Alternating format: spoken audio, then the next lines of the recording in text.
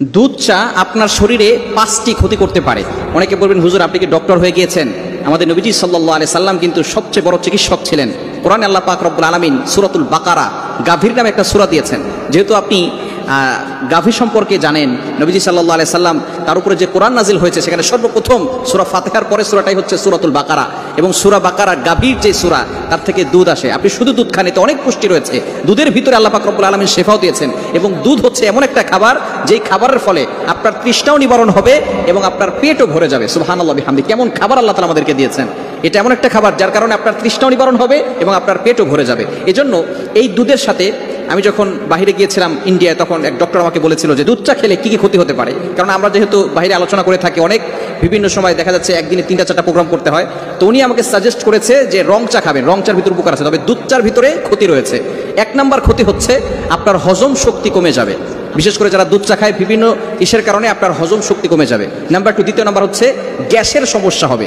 বিশেষ করে যাদের গ্যাসের সমস্যা তারা তো বুঝেন, যখন গ্যাসের ব্যথা উঠে তখন কতটা ভয়ঙ্কর হতে পারে। এবং গ্যাস যদি আপনার নাক দিয়ে উঠে যায়, আপনার মাথায় উঠে যায়, তাহলে একজন মানুষ দুনিয়া থেকে বিদায় হওয়ারও এমন একটি একেবারে মৃত্যুর দ্বার প্রান্তে চলে যায়। এজন্য অবশ্যই গ্যাসের সমস্যা কমানোর জন্য আপনি দুধ চা কম খাবেন। বিশেষ করে শুধু দুধ খান, এতে অনেক পুষ্টি রয়েছে। রং চা খাবেন, এটার ভিতরে শেফা রয়েছে।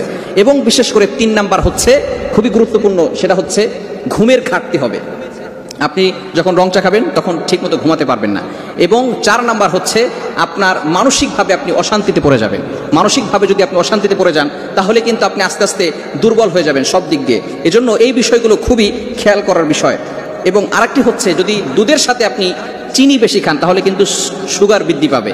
এই জন্য আমরা অনেক সময় যেই জিনিসটা মজা লাগে বেশি সেই জিনিসটা খাই বেশি। তবে আমাদেরকে সতর্ক থাকতে হবে, যেই জিনিসে মজা বেশি সেই জিনিসে ক্ষতিও বেশি। এই জন্য অবশ্যই আমরা ক্ষতিকর দিক থেকে দূরে সরে আসার চেষ্টা করবো। অনেকে মনে করবেন, হুজুর এত বছর ধরে চা খাচ্ছি, দুধ চা খাচ্ছি, কোনো সমস্যা তো হচ্ছে না, কি বলেন?